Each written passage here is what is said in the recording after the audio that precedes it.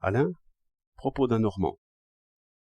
Le mercredi soir, il m'arrive de rencontrer 2, 3, 10, 20 polytechniciens. Il y en a de grands et de petits. Il y en a de blonds et de bruns. On reconnaîtrait toutes les provinces à bien regarder. Pourtant, j'y vois d'abord une ressemblance d'institution, par l'uniforme austère, qui ferait penser à quelques processions de séminaristes. Mais d'où me vient cette idée, contrariée pourtant par l'épée, par les boutons dorés, par le képi galonné? Il y a uniformité de nature aussi. Ce sont des corps maigres et de fortes têtes. La marche est vive et disciplinée. Ces têtes de rêveurs n'ont point réglé cette marche-là. Ce sont des esprits enchaînés.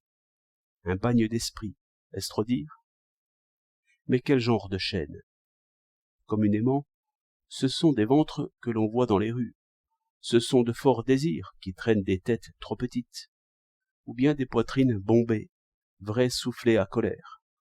Ici, non. Les passions animales sont vaincues. Comment dirait-on bien? L'esprit est enchaîné par l'esprit individuel par l'esprit commun, comme on dit que les fourmis sont mues par l'idée de la fourmilière, mais avec la marque de la plus haute valeur humaine.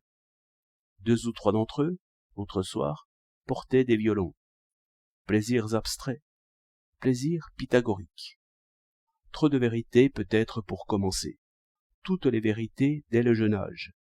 Armure brillante, que l'expérience ne fausse point, n'entame point, n'effleure point. Nombre, relations, dépendance stricte, formes abstraites et formes de formes. Pensée réellement commune à tous et ignorée de presque tous.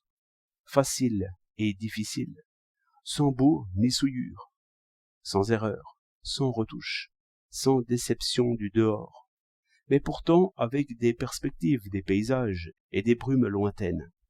Avec cela, législatrice absolument, pour tous les mondes réels et possibles, car toutes choses loin ou près répondent comme il faut, par leur forme, à la géométrie qui interroge.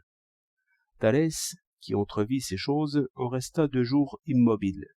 Archimède ne sut pas qu'il mourait. Là est un autre mystère, un mystère clair, qui saisit celui qui y réfléchit, et qui saisit encore mieux celui qui n'y réfléchit pas et qui s'y jette. Toutefois, je ne tiens pas encore l'espèce. Je n'ai que le genre, et l'esprit tout seul ne vit pas. Quelle est leur passion propre? Je l'appellerai une ambition de tête. Ils vantent leurs examens continuels, examens sans faveur et sans pitié.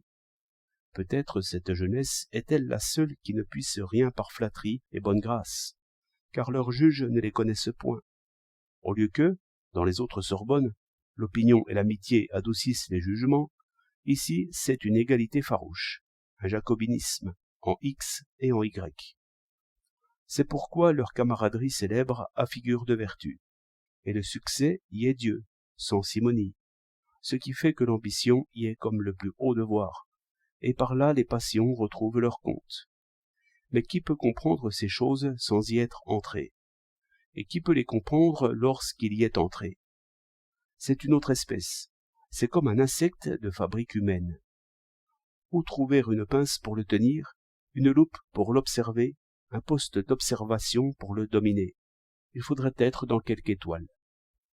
19 décembre 1911.